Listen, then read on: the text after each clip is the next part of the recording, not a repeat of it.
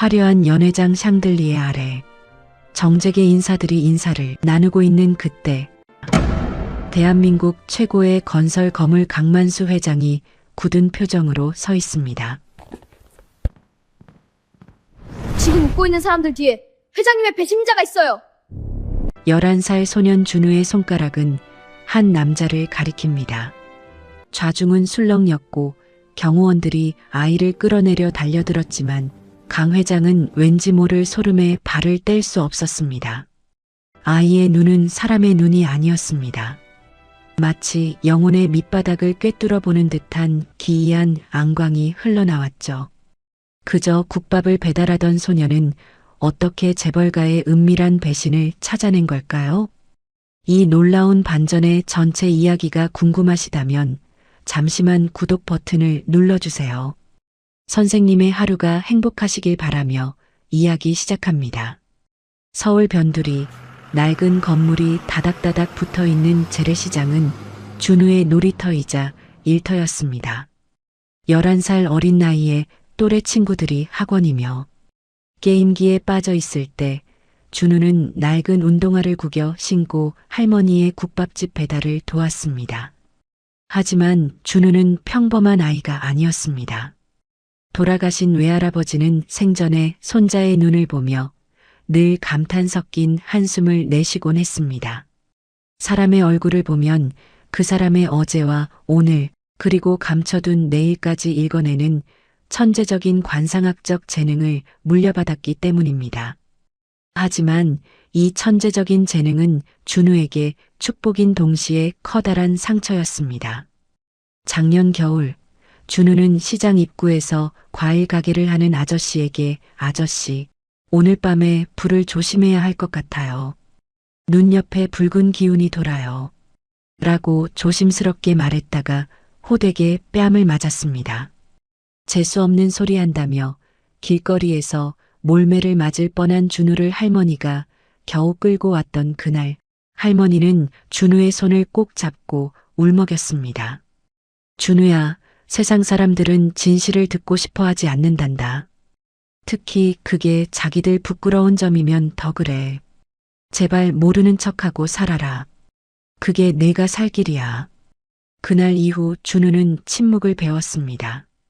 시장통을 걸으며 수많은 얼굴을 스쳐 지나갔지만 준우는 결코 입을 열지 않았습니다. 앞에서 웃으며 덤을 주는 주인의 눈가에서 돈에 대한 지독한 집착을 보았고 정직해 보이는 청년의 미간 사이에서 곧 들이닥칠 사고의 기운을 보기도 했습니다. 하지만 준우는 그저 고개를 숙이고 낡은 쟁반을 나를 뿐이었습니다.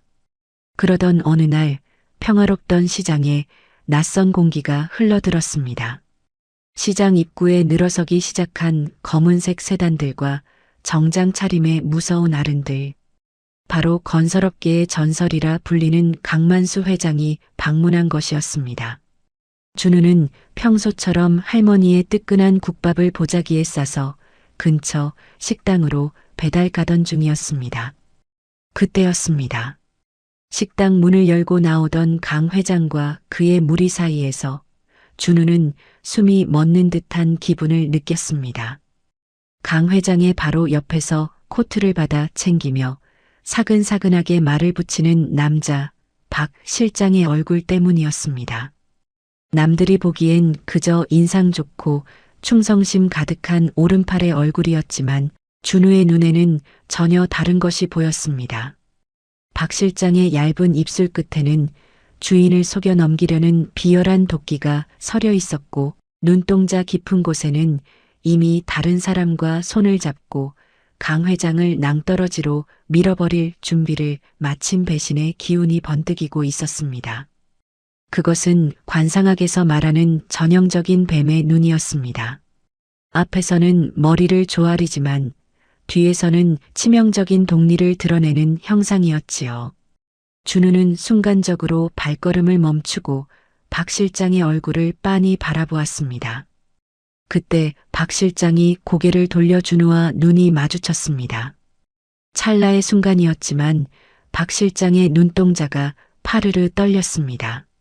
이 어린아이가 자신의 속마음을 다 알고 있다는 듯 꿰뚫어 보는 시선에 본능적인 불쾌감과 경계심을 느낀 것입니다.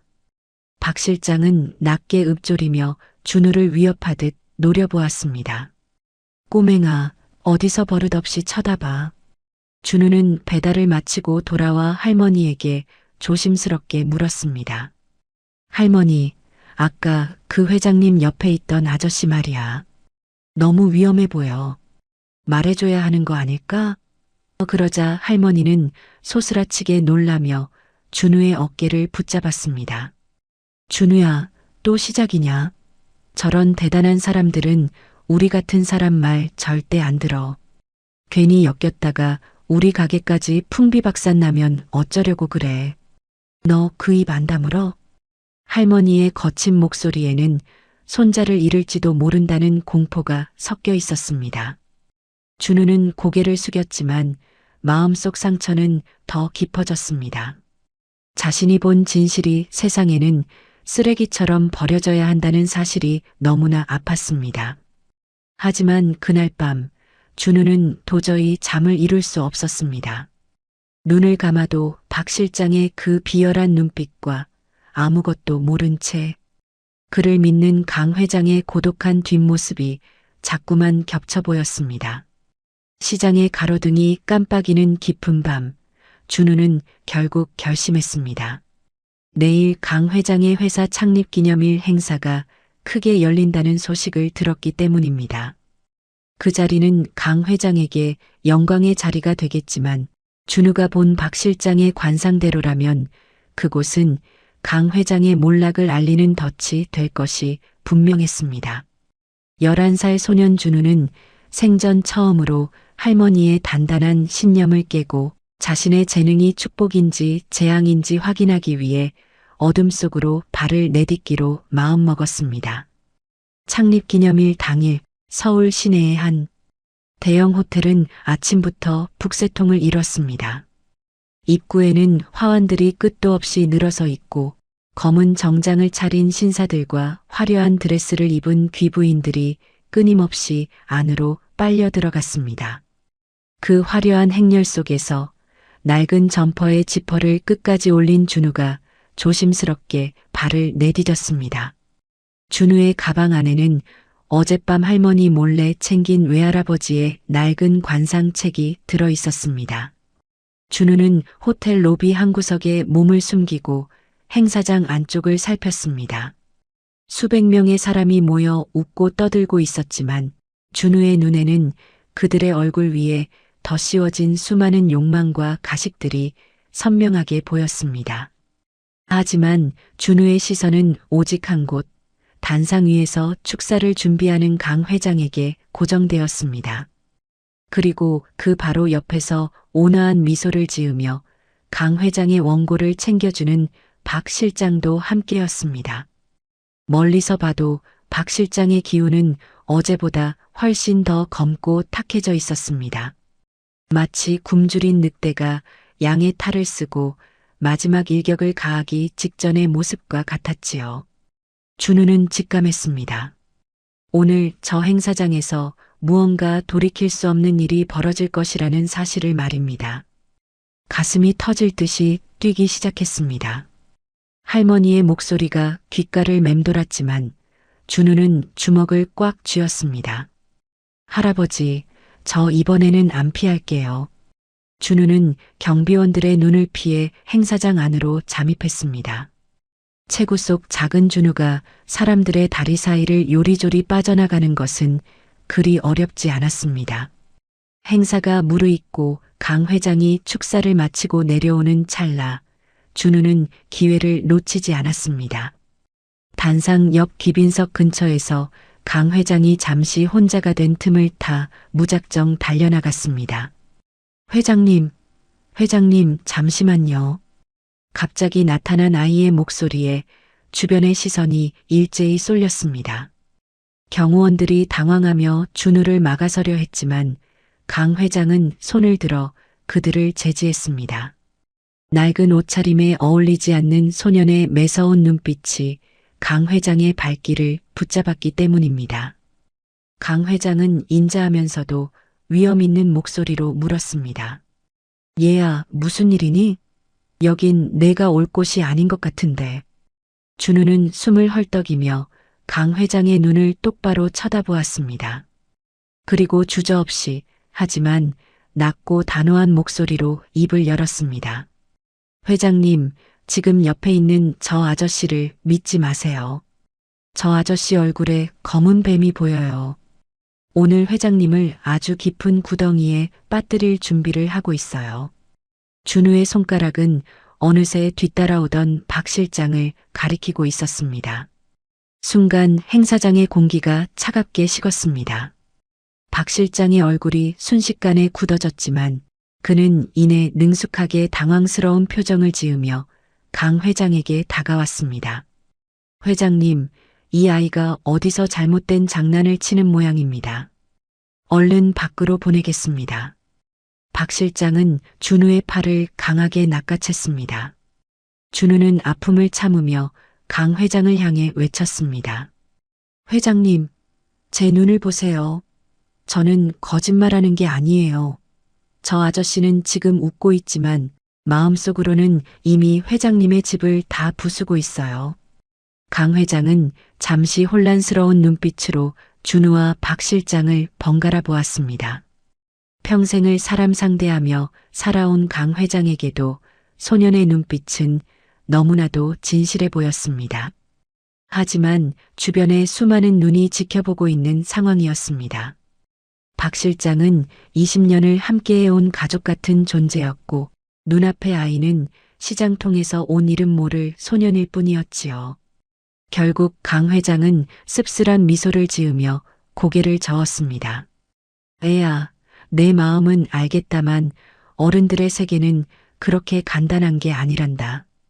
박 실장은 내가 가장 신뢰하는 사람이야. 어서 집으로 돌아가거라. 경호원들의 손에 끌려나가는 준우의 뒤통수로 사람들의 비웃음 소리가 들려왔습니다. 요즘 애들은 참 별나네. 관상을 본다니. 어디서 사기극을 배운 거야? 하는 소리들이 비수처럼 꽂혔습니다. 하지만 호텔 밖으로 쫓겨난 준우는 울지 않았습니다. 오히려 차가운 바닥에 앉아 가방 속의 관상책을 다시 한번 펴보았습니다. 박 실장의 관상은 틀림없는 배신의 정석이었습니다. 강 회장이 믿지 않더라도 진실은 변하지 않는 법입니다. 준우는 호텔 건너편 길가에 앉아 밤이 깊도록 행사장을 지켜보았습니다. 그리고 머지않아 준우의 예언이 현실이 되는 첫 번째 징조가 나타나기 시작했습니다. 호텔 뒷문으로 몰래 빠져나온 박 실장이 강 회장의 경쟁, 업체 간부와 은밀하게 접촉하는 장면을 준우가 목격하게 된 것입니다. 이제 준우의 외로운 싸움은 시작되었습니다. 호텔 행사장 밖으로 쫓겨난 준우의 등 뒤로 차가운 밤 공기가 스며들었습니다. 하지만 준우의 마음을 더 시리게 만든 건 자신을 믿어주지 않았던 강 회장의 눈빛과 행사장을 가득 채웠던 어른들의 비웃음 섞인 수군거림이었습니다. 준우는 터덜터덜 시장 골목으로 돌아왔습니다. 멀리서 할머니의 국밥집 불빛이 보였지만 평소처럼 반갑지가 않았습니다. 가게 안으로 들어서자마자 할머니의 매서운 목소리가 들려왔습니다. 할머니는 준우의 낡은 점퍼에 묻은 먼지를 털어내며 화를 냈지만 그 손은 가늘게 떨리고 있었습니다. 준우가 몰래 호텔에 다녀왔다는 사실을 이미 시장 사람들로부터 전해 들은 모양이었습니다. 할머니는 준우의 가방을 빼서 바닥에 던지며 소리쳤습니다. 이놈아, 할미가 그렇게 신신당부를 했거늘 감히 거기가 어디라고 발을 들여. 그 높은 분들 노여움이라도 사면 우리 같은 사람들은 쥐도 새도 모르게 길바닥으로 나앉아야 해. 준우는 바닥에 떨어진 할아버지의 관상책을 주워 품에 꼭 안았습니다. 그리고는 할머니를 똑바로 쳐다보며 말했습니다. 할머니, 제가 본 건 진짜였어요. 그 아저씨는 나쁜 사람이에요. 그냥 두면 회장님이 정말 큰일 난단 말이에요. 할머니도 그러셨잖아요. 사람 돕고 사는 게 복 받는 길이라고요. 할머니는 기가 막힌 듯 헛웃음을 지었습니다. 그러고는 준우의 어깨를 붙잡고 간절하게 속삭였습니다. 준우야, 그건 우리같이 평범한 사람들끼리나 통하는 소리야. 저런 재벌 회장님들은 내 눈 따위 안 믿어. 너 오늘 쫓겨나는 거 못 봤니? 사람들은 내가 천재 소년이라 생각 안 해. 그저 어디서 못된 사기나 배운 미친 아이라고 손가락질한단 말이다. 할머니의 한마디 한마디가 준우의 가슴에 날카로운 못을 박았습니다. 가장 믿었던 할머니마저 자신의 능력을 재앙으로만 치부하는 현실이 너무나 원망스러웠습니다. 준우는 눈물을 훔치며 방으로 뛰어들어갔습니다. 이불을 뒤집어 쓰고 누웠지만 낮에 보았던 박 실장의 그 시커먼 안광이 자꾸만 눈앞에 어른거렸습니다. 그때 준우는 낮에 호텔 뒷문에서 목격했던 장면을 떠올렸습니다.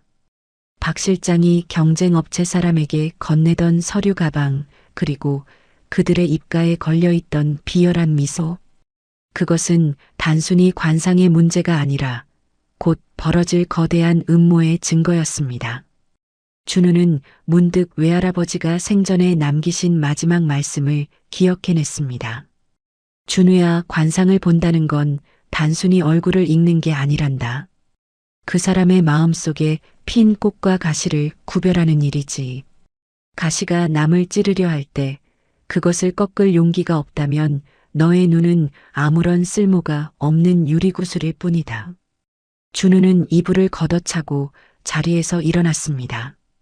창밖으로 보이는 시장의 어두운 풍경 너머 거대한 음모가 도사리고 있는 그곳을 향해 준우의 눈이 다시 한번 빛나기 시작했습니다. 할머니의 말씀처럼 조용히 사는 것이 안전할지는 모릅니다. 하지만 누군가 뻔히 낭떠러지로 밀려나고 있는 것을 알면서도 고개를 돌리는 것은 관상을 배운 사람의 도리가 아니라고 생각했습니다.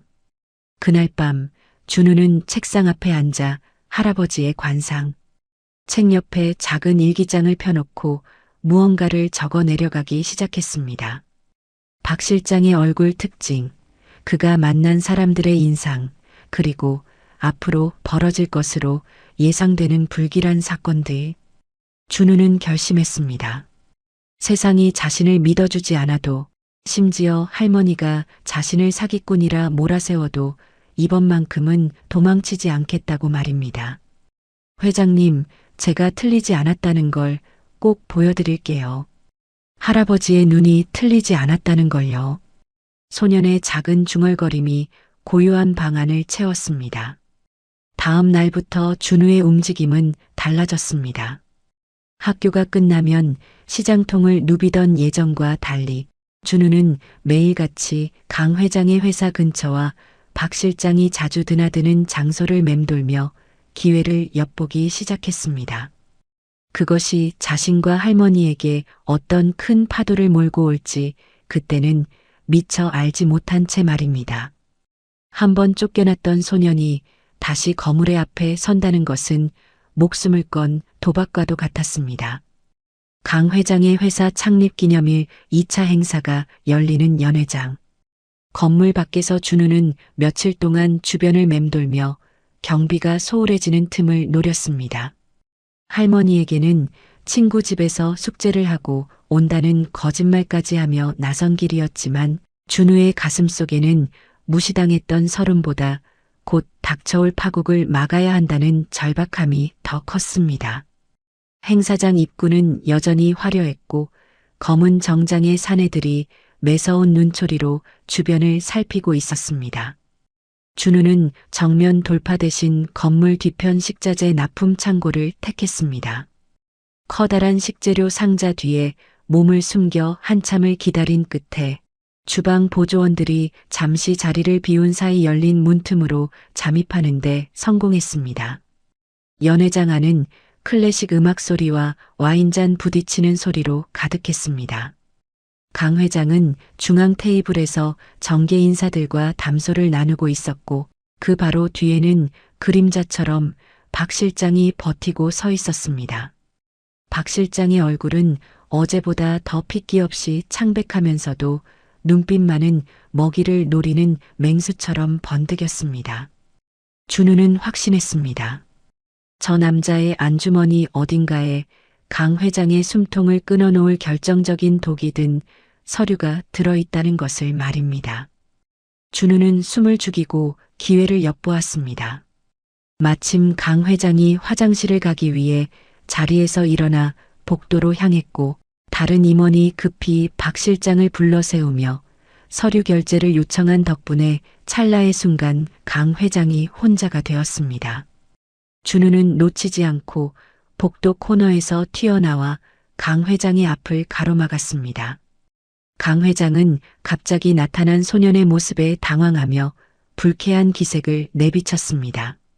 하지만 보안 요원들이 달려오기도 전에 바닥에 엎드린 준우의 입에선 충격적인 폭로가 터져 나왔습니다. 오늘 밤 12시가 지나기 전에 회장님이 평생 쌓아온 공든 탑이 무너질 것이며 지금 박 실장이 주머니 속에 회장님의 인감 도장을 몰래 훔쳐서 가지고 있다는 구체적인 지목이었습니다. 강 회장의 눈동자가 크게 흔들린 것은 그때였습니다. 아이가 박 실장의 주머니 속 내용물을 마치 투시라도 하듯 정확히 지목했기 때문입니다. 사실 강 회장도 최근 들어 박 실장의 행보에서 묘한 위질감을 느끼고 있었지만 설마 했던 의심이 어린아이의 입을 통해 구체적인 증거로 튀어나오자 온몸에 소름이 돋았습니다. 준우는 떨리는 목소리로 말을 이어갔습니다. 그것은 눈으로 본 사실이 아니라 박 실장의 오른쪽 눈 밑에 들이운 검은 그림자를 통해 읽어낸 배신의 낙인이었습니다. 주인의 물건을 훔친 자에게만 나타난다는 그 기괴한 안색을 설명하며 준우는 제발 한 번만 확인해 달라고 간곡히 애원했습니다. 뒤늦게 달려온 박 실장이 얼굴을 붉히며 준우를 사기꾼이라 몰아세웠고 경비원들이 거칠게 준우의 양팔을 붙잡아 끌고 나갔습니다. 소년이 사라진 복도에는 무거운 정적이 흘렀습니다. 박 실장은 태연하게 옷매무새를 다듬으며 안으로 들어가자고 권했지만 강 회장은 움직이지 않았습니다. 그는 박 실장의 얼굴을 생전 처음 보는 사람처럼 오랫동안 뜯어보았습니다. 준우가 말했던 그 검은 그림자를 찾으려는 듯한 강 회장의 시선은 박 실장의 주머니로 향했습니다. 그리고 강 회장은 아주 차갑고 낮은 목소리로 주머니를 비워보라고 명령했습니다. 박 실장의 얼굴에서 순식간에 핏기가 가시고 손끝이 미세하게 떨리는 것을 강 회장은 놓치지 않았습니다. 소년의 예언이 거대한 기업의 운명을 흔들기 시작한 결정적인 순간이었습니다. 복도에는 차가운 정적이 감돌았습니다. 강 회장의 명령에 박 실장은 잠시 얼어붙은 듯 보였지만 이내 인자한 미소를 지으며 너무나 태연하게 주머니를 비웠습니다.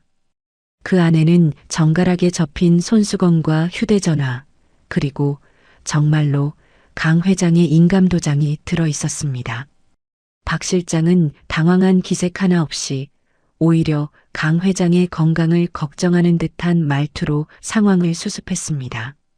아까 결제 서류에 찍으시라고 회장님이 직접 건네주셨던 것인데 워낙 정신이 없으셔서 잊으신 모양이라며 저 아이가 어떻게 주머니 속 물건을 넘겨짚고 해괴한 소리를 하는지 모르겠다는 박 실장의 대처는 그야말로 빈틈이 없었습니다. 박 실장의 완벽한 해명에 강 회장은 깊은 혼란에 빠졌습니다. 소년의 말대로 도장이 나온 것은 사실이었지만 박 실장의 말 또한 평소 그의 꼼꼼하고 충직한 성격상 충분히 있을 법한 일이었기 때문입니다. 강 회장은 결국 절반의 믿음이라는 가장 위험한 선택을 내리고 말았습니다. 그는 평생을 함께해온 오른팔인 박 실장을 완전히 내치지 못했습니다. 대신 마음 한구석에 남은 찜찜함을 지우기 위해 박 실장을 그대로 둔 채 다른 임원 몇 명에게만 박 실장을 조용히 감시하라는 느슨한 지시를 내리는데 그쳤습니다. 하지만 이것은 박 실장이 파놓은 거대한 함정으로 스스로 걸어 들어가는 꼴이었습니다. 박 실장은 강 회장이 자신을 의심하기 시작했다는 것을 이미 눈치챘고 오히려 그 의심의 화살을 다른 곳으로 돌려 자신의 계획을 앞당기기로 했습니다. 그는 강 회장의 지시를 역이용해 자신을 방해할 만한 정직한 임원들에게 배신자의 굴레를 씌우기 시작했습니다. 교묘하게 조작된 서류들과 박 실장이 미리 매수해둔 직원들의 거짓 증언은 강 회장의 눈과 귀를 가리기에 충분했습니다. 박 실장은 비밀리에 추진하던 해외 건설 계약 서류를 교묘하게 조작하여 거액의 자금이 경쟁 업체로 흘러가게끔 판을 짰습니다. 그러면서도 그 모든 서류상의 책임을 강 회장이 믿으라고 지시했던 다른 임원에게 떠넘겼습니다.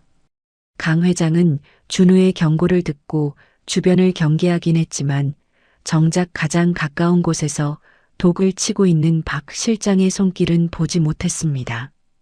의심의 방향이 잘못 설정되자 상황은 걷잡을 수 없이 악화되었습니다. 며칠 뒤 강 회장의 회사는 신규 프로젝트 자금 결제 문제로 발칵 뒤집혔습니다. 박 실장이 이중 계약서를 작성해 거액의 비자금을 빼돌린 정황이 포착된 것입니다. 상황이 파국으로 치닫자 강 회장은 처음으로 준우의 말을 떠올리며 가슴을 쳤습니다. 하지만 이미 박 실장은 모든 증거를 조작해 놓은 상태였습니다. 준우가 지목했던 그 배신자의 정체를 다른 사람으로 둔갑시켜 강 회장이 가장 아끼던 다른 직원을 파멸로 몰아넣은 뒤였습니다. 박 실장은 여기서 멈추지 않았습니다. 그는 강 회장의 불안감을 이용해 준우를 향한 잔인한 역공을 시작했습니다. 저 어린아이가 사실은 경쟁 업체에서 보낸 고도의 사기꾼이며 회장님의 판단력을 흐리게 하여 회사를 혼란에 빠뜨리려 한 배후 세력의 도구라고 몰아붙였습니다. 박 실장의 교활한 말솜씨에 속아 넘어간 강 회장은 결국 준우를 향해 가졌던 신락 같은 믿음마저 분노로 바꾸고 말았습니다. 강 회장은 극심한 혼란에 휩싸였습니다. 아이의 말대로 배신자가 나타나긴 했는데 왜 그가 지목한 박 실장이 아닌 엉뚱한 사람이 범인으로 몰린 것인지 이해할 수 없었습니다. 그는 자신의 판단력이 노쇠하여 흐려진 것인지 아니면 그 소년이 정말로 박 실장의 사주를 받고 자신을 혼란에 빠뜨린 사기꾼이었는지 의심하기 시작했습니다. 차라리 아이의 말을 아예 듣지 않았거나 아니면 모든 것을 걸고 끝까지 믿어볼 걸 그랬다는 늦은 후회가 밀려왔습니다. 강 회장은 텅 빈 집무실에서 홀로 술잔을 기울이며 소년의 눈빛을 떠올렸습니다. 분명 그 눈은 거짓을 말하는 눈이 아니었습니다. 하지만 눈앞에 펼쳐진 증거들은 박 실장이 피해자라고 말하고 있었습니다.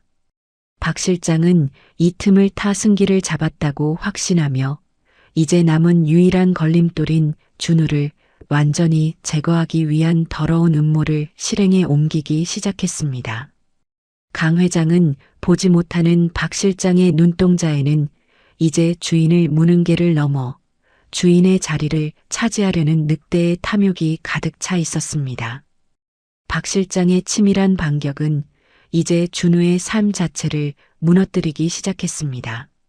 강 회장의 집무실에서 나온 박 실장은 곧바로 자신이 매수해둔 사설조사 업체와 일부 기자들에게 연락을 취했습니다. 그들은 박 실장의 지시대로 준우가 시장통에서 사람들의 관상을 보며 푼돈을 뜯어내던 질 나쁜 사기꾼이며 최근에는 대기업 회장을 협박해 큰 돈을 뜯어내려다 실패했다는 가짜 소문을 퍼뜨리기 시작했습니다. 이 소문은 순식간에 준우가 살고 있는 시장 골목까지 번졌습니다. 평소 준우를 기특하게 여기던 상인들의 눈초리가 하루아침에 싸늘하게 변했습니다. 사람들은 준우가 지나갈 때마다 들으라는 듯 수군거렸습니다. 어린 놈이 못된 것만 배워서 큰 부잣집의 사기를 치려다 들통이 났다는 말부터 그 할머니의 그 손자라며 애먼 할머니까지 싸잡아 비난하는 말들이 비수처럼 꽂혔습니다. 가장 큰 타격은 할머니의 국밥집이었습니다. 박 실장은 사람들을 시켜 국밥집 앞에서 소란을 피우게 했고 위생 문제나 원산지 문제를 들먹이며 구청에 끊임없이 민원을 넣었습니다. 급기야 강 회장의 회사 법무팀이라 사칭한 사내들이 가게로 들이닥쳤습니다. 그들은 준우의 행동 때문에 회사가 막대한 손해를 입었으니 가게를 비우고 떠나지 않으면 법적인 책임을 묻겠다는 엄포를 놓았습니다. 평생을 정직하게 국밥을 말아 손자를 키워온 할머니는 이 충격에 그만 자리에 누워버리고 말았습니다. 할머니는 눈물을 흘리며 준우의 손을 잡고 원망 섞인 한탄을 내뱉었습니다. 할미가 그렇게 말리지 않았느냐며 우리 같은 사람들이 감당할 수 있는 일이 아니라고 울먹이는 할머니의 모습에 준우의 가슴은 갈기갈기 찢어지는 듯 했습니다. 준우는 자신의 눈이 원망스러웠습니다.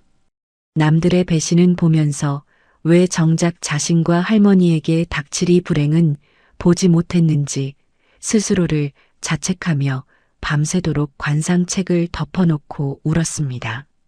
한편 강 회장은 박 실장이 가져온 조작된 증거들에 완전히 설득당하고 말았습니다. 박 실장은 준우가 사실은 경쟁업체인 성진건설 측의 사주를 받은 아이라는 가짜 계좌 내역까지 만들어 보여주었습니다. 강 회장은 자신이 잠시나마 그 소년의 눈빛을 믿으려 했던 사실에 치를 떨며 분노했습니다. 그는 박 실장에게 모든 정권을 위임하며 배신자로 몰렸던 임원들을 퇴출하고 박 실장의 계획대로 해외 사업을 밀어붙이라고 지시했습니다. 박 실장은 승리의 미소를 지었습니다. 이제 준우는 시장에서 쫓겨날 위기에 처했고 강 회장은 자신의 손바닥 안에서 놀아나고 있었습니다. 박 실장은 마지막 마무리를 위해 준우에게 직접 사람을 보냈습니다. 준우를 조용한 창고로 불러낸 박 실장의 수하들은 준우에게 다시는 강 회장 앞에 나타나지 않겠다는 각서를 쓰라고 강요했습니다. 만약 한 번만 더 헛소리를 하고 다니면 할머니의 안전을 보장할 수 없다는 비열한 협박까지 곁들여졌습니다. 준우는 떨리는 손으로 펜을 쥐었습니다. 거대한 어른들의 음모 앞에 11살 소년이 할 수 있는 일은 아무것도 없어 보였습니다. 하지만 그 순간 준우의 눈에 협박을 일삼던 박 실장 수하의 얼굴이 들어왔습니다. 그 남자의 얼굴 역시 박 실장과 마찬가지로 곧 무너져 내릴 무덤의 기운이 가득했습니다. 준우는 깨달았습니다. 박 실장이 승승장구하는 것처럼 보이지만 사실은 그 주변의 모든 사람이 서로를 배신할 준비를 하고 있다는 사실을 말입니다. 준우는 결국 각서에 이름을 쓰지 않고 펜을 놓았습니다. 그리고 협박하는 사내들을 향해 낮지만 단호한 목소리로 말했습니다. 당신들도 조심하라고. 당신들이 믿는 그 주인은 당신들이 쓸모없어지면 가장 먼저 버릴 관상이라고 말입니다. 사내들은 콧방귀를 뀌며 준우를 바닥에 내팽개치고 떠났지만 소년의 눈빛만큼은 다시금 형형하게 빛나고 있었습니다. 이제 준우에게 남은 것은 단 하나, 자신의 눈이 틀리지 않았음을 증명하고 무너져가는 강 회장과 할머니를 구하는 것뿐이었습니다. 시장은 이제 준우에게 더 이상 놀이터가 아니었습니다. 할머니의 국밥집 대문에는 구청에서 붙인 영업정지 딱지가 흉물스럽게 붙었고 가게 안은 집기를 차압하러 온 사내들이 휩쓸고 간 뒤라 엉망진창이 되었습니다. 할머니는 그 충격으로 며칠째 식음을 전폐하고 자리에 누워 계셨습니다. 준우는 깨진 그릇 조각들을 치우며 자신의 무력함에 몸서리쳤습니다.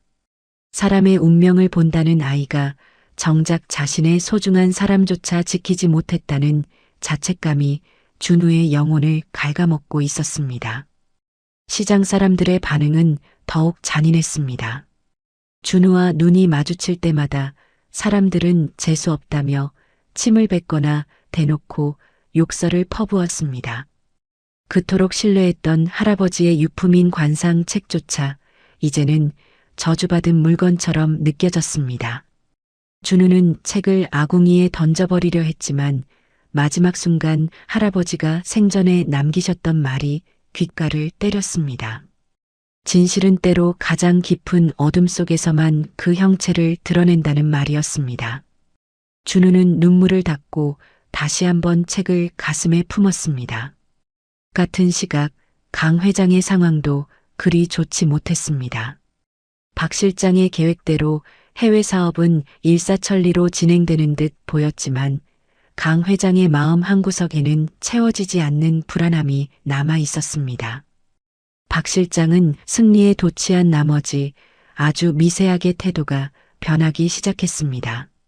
예전에 그 조심스럽고 공손하던 모습은 사라지고 어느덧 강 회장의 말을 가로막거나 회장 대신 독단적인 결정을 내리는 일이 잦아진 것이었습니다.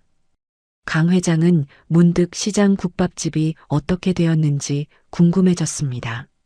박 실장은 이미 그들이 사기꾼임을 시인하고 떠났다고 보고했지만 강 회장의 가슴속에는 그 소년의 마지막 눈빛이 지워지지 않는 낙인처럼 남아 있었습니다.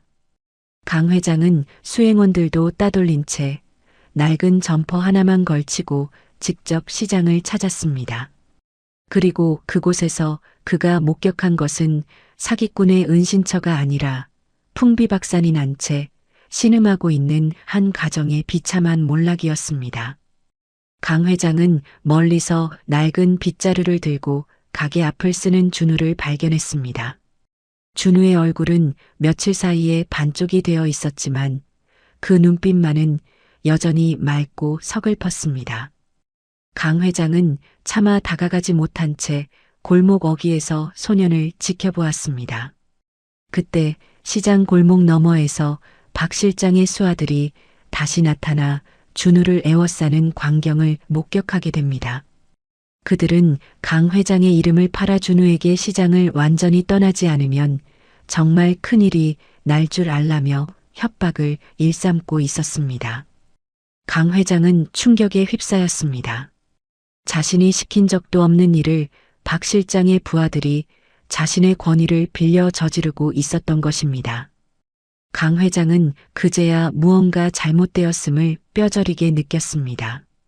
자신이 믿었던 박 실장의 충성심이 사실은 거대한 연극이었고 자신이 내쫓았던 저 소년이 말한 진실이 이제야 서서히 그 얼굴을 드러내고 있었습니다. 강 회장은 숨을 죽이고 준우의 반응을 지켜보았습니다. 사내들의 거친 위협 앞에서도 준우는 물러서지 않았습니다. 오히려 준우는 떨리는 목소리로 사내들에게 경고했습니다. 당신들이 따르는 그 사람은 지금 벼랑 끝에 서 있으며 머지않아 당신들 모두를 희생양으로 삼아 혼자만 살 길을 찾을 관상이라고 말입니다. 사내들은 비웃으며 준우를 밀쳐냈지만 강 회장은 그 순간 준우의 목소리에서 기이한 힘을 느꼈습니다. 그것은 원망이나 복수심이 아니라 멸망해가는 자들에 대한 순수한 연민에서 우러나오는 예언이었습니다. 강 회장은 어둠 속에서 조용히 돌아서며 결심했습니다. 이번에는 절반의 믿음이 아니라 모든 것을 건 도박을 해야 할 차례였습니다. 그는 박 실장이 파놓은 함정의 깊이를 확인하고 소년의 눈이 본 진실을 세상 밖으로 끌어내기 위해 마지막 판을 짜기로 했습니다. 강 회장은 시장을 빠져나오며 비로소 깨달았습니다. 진정한 관상이란 사람의 얼굴을 읽는 것이 아니라 그 사람의 진심에 가 닿는 일이라는 사실을 말입니다. 박 실장의 오만함이 하늘을 찌르던 날이었습니다. 해외 사업의 최종 계약을 앞두고 강 회장의 집무실에는 승전보를 울리려는 박 실장과 그의 수하들이 모여 있었습니다.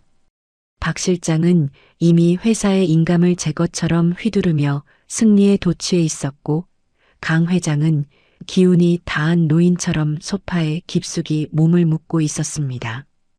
박 실장의 눈에는 이제 주인을 향한 존경심 따위는 눈 씻고 찾아볼 수 없었습니다.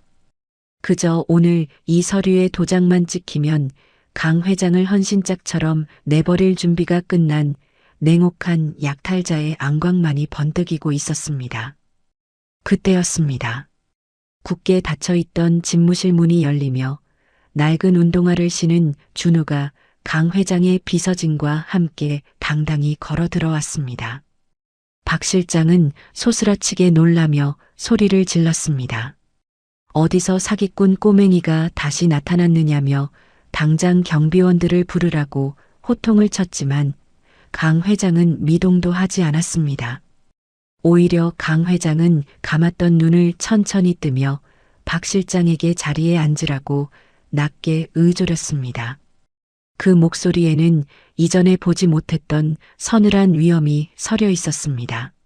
준우는 떨리는 기색 없이 박 실장의 앞으로 다가갔습니다. 그리고는 품에서 낡은 일기장 하나를 꺼내 놓았습니다.